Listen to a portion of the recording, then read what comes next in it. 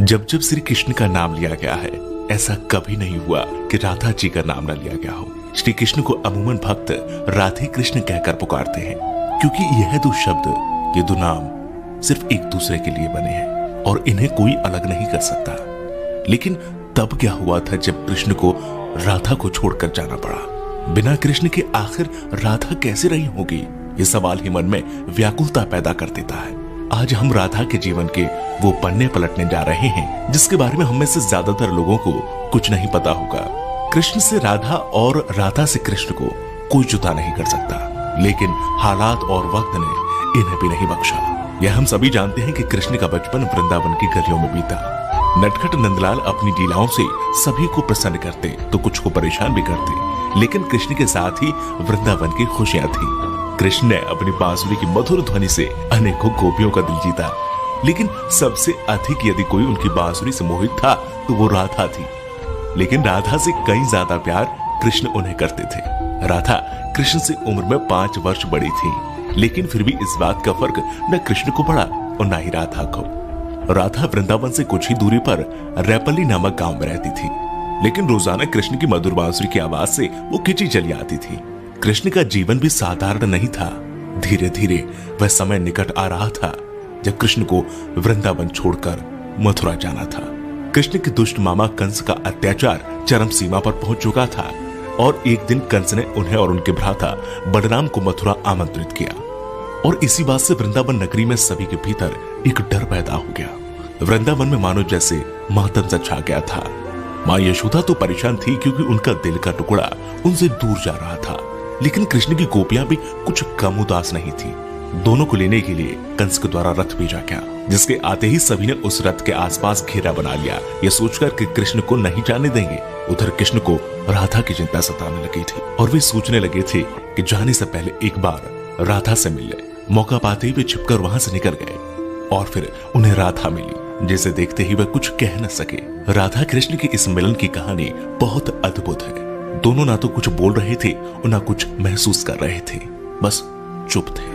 राधा कृष्ण को न केवल जानती थी बल्कि उनके मन और उनके दिमाग को भी समझती थी। कृष्ण के मन में क्या चल रहा है वे पहले से ही भांप लेती थी, इसलिए शायद उन दोनों को उस समय कुछ बोलने की आवश्यकता नहीं पड़ी। और आखिर राधा को अलविदा कहकर कृष्ण लौट आए और आकर गोपियों को भी समझाया और अनुमति लेने के बाद वहां से चले गए। और वृंदावन कृष्ण के बिना सूना हो गया। न कोई चहल पहल थी और न ही कृष्ण की लीलाओं की कोई झलक। बस सभी कृष्ण के जाने के गम में डूबे थे। परंतु दूसरी ओर राधा को इस बात का कोई फर्क नहीं पड़ा था, क्योंकि उनकी दृष्टि में कृष्ण कभी उनसे अलग हुए ही नहीं थे। शारीरिक रूप से जुदाई मिलना उनके लिए कोई महत्व नहीं रखता था। यदि कुछ महत्वपूर्ण था तो राधा कृष्ण का भावनात्मक रूप से हमेशा जुड़ा रहना। कृष्ण के जाने के बाद राधा पूरे दिन उन्हीं के बारे में सोचती रहती और ऐसे ही लंबा अरसा बीत गया। लेकिन आने वाले समय में राधा की जिंदगी क्या मोड़ लेने वाली थी, उन्हें इसका अंदाजा भी नहीं था। जो हर लड़की के साथ होता है वही राधा के साथ भी हुआ। माता पिता के दबाव में आकर राधा को विवाह करना पड़ा और विवाह के बाद अपना जीवन संतान घर गृहस्थी के नाम करना पड़ा। लेकिन दिल के किसी कोने में अब भी कृष्ण मौजूद थे। दिन बीतते गए, वर्ष बीत गए और समय आ गया था कि अब राधा काफी वृद्ध हो गई थी। और फिर एक रात वे चुपके से घर से निकल गई और घूमते घूमते कृष्ण की द्वारिका नगरी जा पहुंची। वहां पहुंचते ही उन्होंने कृष्ण से मिलने के लिए निवेदन किया, लेकिन पहली बार उन्हें मौका प्राप्त तब हुआ जब कृष्ण काफी लोगों के बीच घिरे हुए खड़े थे। राधा को देखते ही कृष्ण की खुशी का ठिकाना नहीं रहा, लेकिन तब भी दोनों में कोई वार्तालाप नहीं हुई, क्योंकि अभी भी उन्हें अल्फाजों की आवश्यकता नहीं थी। कहते हैं कि राधा कौन थी यह द्वारिका नगरी में कोई नहीं जानता था।